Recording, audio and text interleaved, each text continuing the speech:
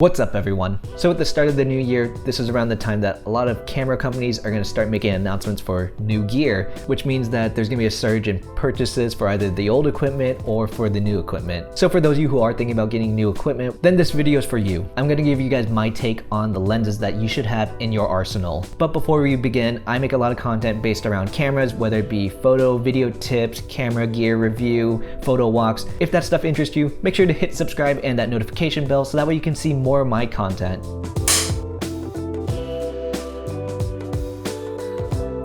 So let's get some vocabulary down. If you're looking at a new lens, there's going to be two types out there. There are primes and there are variables. Prime lenses have a fixed focal length. Basically, when you put the lens on, then you can't zoom in, zoom out. You have to physically move. A variable lens is a zoom lens essentially. So the focal length can change between this range that it has, which let's say like 24 millimeters to 105. Prime lenses, they tend to have a larger aperture. So if you like really creamy and blurry backgrounds with some nice bokeh, then definitely prime lenses are for you. But also the downside of having a really nice prime lens is that you're stuck at a certain focal length. Whereas if you get a variable lens, the aperture on it's not going to be as large, but you can at least zoom in and cover various focal lengths without having to move. I personally like prime lenses, but there's advantages between both. So now that we got the basic lens terminology out of the way, let's go ahead and dive into the list. So the first lens I highly recommend for any new camera owner is a 50mm prime lens, or in some cases known as the Nifty 50. The Nifty 50 is a very versatile lens, and on top of that, it's one of the most basic portrait lenses out there. The framing is relatively tight, so you can get some pretty good photos just from a little bit of a distance, and they're pretty damn cheap. Most 50mm lenses cost anywhere from like $100 to $200. That's like pocket change compared to like other lenses. The next lens I recommend is getting a 35mm prime. Now personally, this is my favorite focal length. The 35mm just has that perfect focal length between a 50mm and a wide angle. Then again, 35mm is between 50mm and let's say like a 24mm. But having said that, that's what makes it very versatile. Most 35mm lenses, they tend to be on like the mid-range pricing. You can find some cheap ones, but you got to make sure that it fits your sensor size and it also has like the aperture that you want.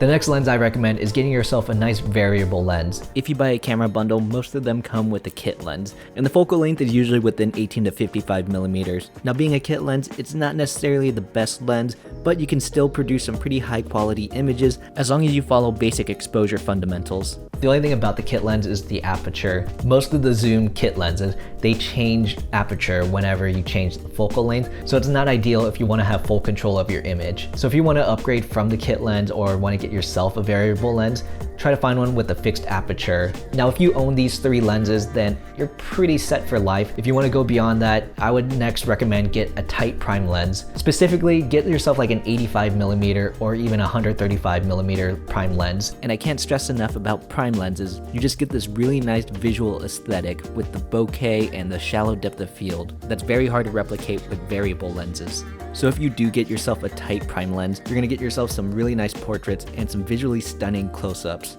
And plus, you'll be able to socially distance from your subject. And then finally, to complete this circle, then get yourself a wide prime lens. Having that nice wide prime lens, you can at least cover some really nice landscapes. But the ironic thing is, with a wide focal length and then having this ability to have a wide aperture, you're not gonna really need a shallow depth of field if you're getting something really wide. So it's kind of like a hit or miss type thing. It's just nice to have, if anything. So let's be real, you don't need to have everything on this list. So let me give you some suggestions on features to look for when it comes to picking out a lens. One of the first things you gotta think about is, do you want an electronic lens or a manual lens? Electronic lenses are gonna be a little pricier for a really good quality lens. However, these lenses are gonna unlock a lot more features that your camera has. This includes autofocus, shutter aperture priority, or even like image stabilization. And so this is where your money is invested towards. But this leads to the downside that electronic lenses tend to be bigger and a little bit heavier, obviously because of all the components inside.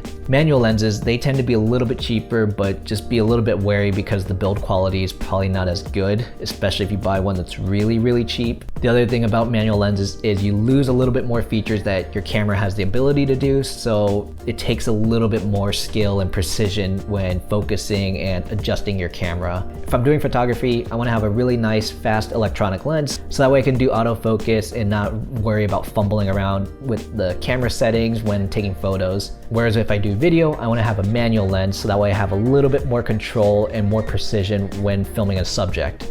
So if you guys found my lens list useful, make sure to hit subscribe and that like button. Definitely follow me on Instagram if you want to see more of my photo adventures. And let me know in the comments, what lenses do you own and what kind of lenses do you want to get? So until next video, see ya.